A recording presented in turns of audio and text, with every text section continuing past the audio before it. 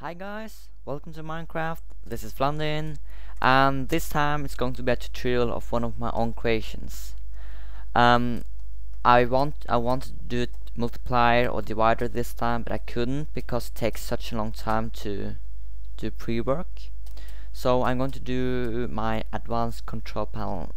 And don't take me wrong, this is very advanced and it's very useful in a lot of stuff. I used it in my first computer. I'm maybe going to use it in my second computer, I'm not sure. This is a bit different version that's using the Redstone technique, which I didn't use first time. And it basically has three very important functions. Let me just go ahead and remove chat function. So one function it's of course the regular button function, so it isn't different from anything. As you can see, it lights up like a regular button, bit slower. The second one is a T flip-flop function. This is very slow because I can't charge it in the right way, this T flip-flop, because if I charge it all the way, like having this off at all time, then the button function wouldn't work. Moving on. So yeah, this works of course for everyone.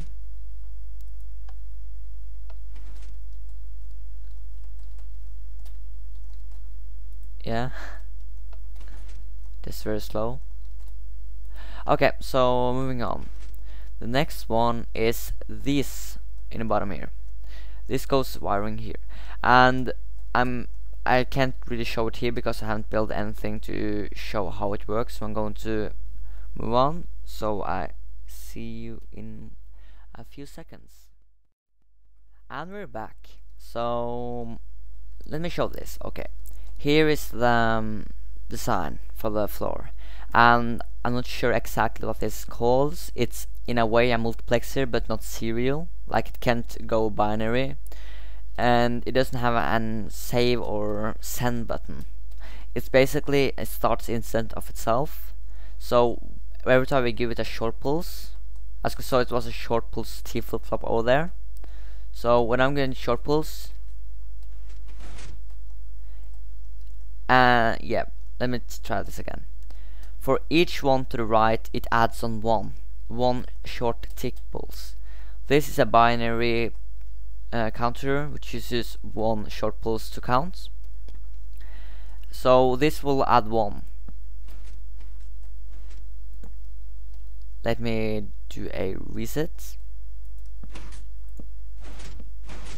Okay, so now it's 0, and this will add 1. There you can see. This adds 2. Yeah, and 3. 1, 2, 3, and so on. Like, it moves on. You can do this infinitive because it doesn't use any. It uses only repeaters basically, and some redstone as inputs, but you don't need to use it. And when I'm using this, I can basically send one using one wire, send it far. It is also pretty fast for being an, in a way, multiplexer. I counted in about 30 outputs or 30 inputs. It will use about 12 seconds, which is kind of fast. I think I counted it did 7 ticks per. No, 8 ticks every one. No, actually it's 7. Sorry, 7. I think it's 1 tick on, 6 tick pause, and which is necessary, so it can run on every counter you have. So that is how that works. Let me come back to you. And we're back once again.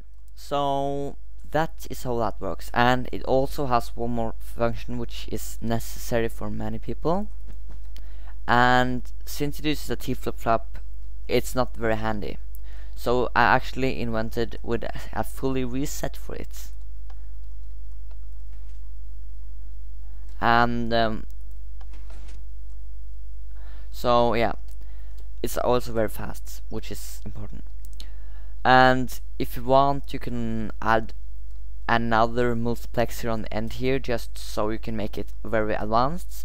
I'm going to recommend MrBatmanbugs' design there, because that's a very good one. I will put this link in the channel, or link in the description. Okay, so now I'm going to build one. This is probably very compact. I haven't counted it yet. Like, it's 1, 2, 3, 4, 5, 6, 7, 8, 9, 10, 11 by 1, 2, 3, 4, 5, 6, 7. 7 tall. No, I think my last one was like 15 long and 10 high. So this is incredibly small, and it's way faster, this design. Even though, as you can see, it uses a lot of repeaters, it's all necessary to be so small and to work, because this is too wide too, or also depending on what you're saying. So let me start to build it. I'll build one cell, and I will do just regular stack it, so to show you that it's actually working. So first off, the probably easiest to start with is the multiplexer, or the whatever you want to call it. Let's call it non-serial multiplexer, okay? So that's it basically. Now we want to do a short pulse for the input for it. So I'm doing this basic design. It's very good for, it's perfectly for this control panel. Okay, so now we got our, then we need to activate it, or keep it active at all time. This will allow this to have a button function, and let's just add it. So you want to go 4 blocks up here and add a piston, which I didn't quite had at this time. Yeah, and then you can remove the top block and start to place blocks here. Yeah, and we will have a torch beneath here, so add a glowstone block there, and I don't think it's necessary glowstone block there. Nope. Then you want to go here and place your outputs. There's 2 outputs. I'm using indicator slide because I think it's neat and good to have, and it's basically a must with T flip-flops and buttons. Okay, to the T flip-flop, we want to have the piston right there. To power this piston is very fun because we can place a torch right there. So placing redstone there, like this, which I think is a fun way to do it.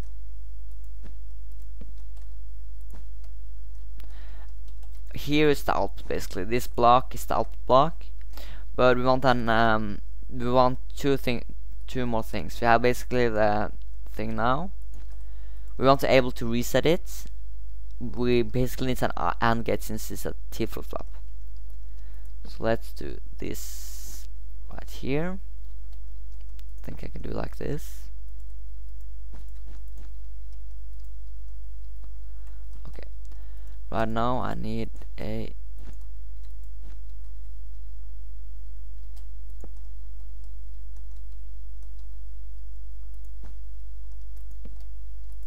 there and there. We can actually use glowstone. Redstone. Yeah, and now we can place our torch there. This is going to be our AND gate, but we need an AND gate, so let's do it like this. Right there. Now we just need an output, and remember to build up here because we're going to have the signal through here. So let's just do this. I would use glowstone block here, but really can't for some reason. Yeah, and I think I had a problem like doing this because of this torch here. So I need to use repeater here also. Now I think I can do. Yeah, I can do that for sure.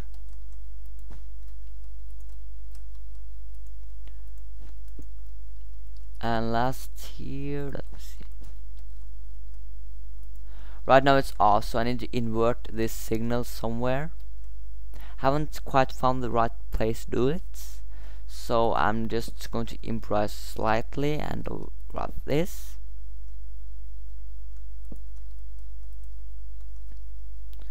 And right now we got our indicator lights. Let's see if it works.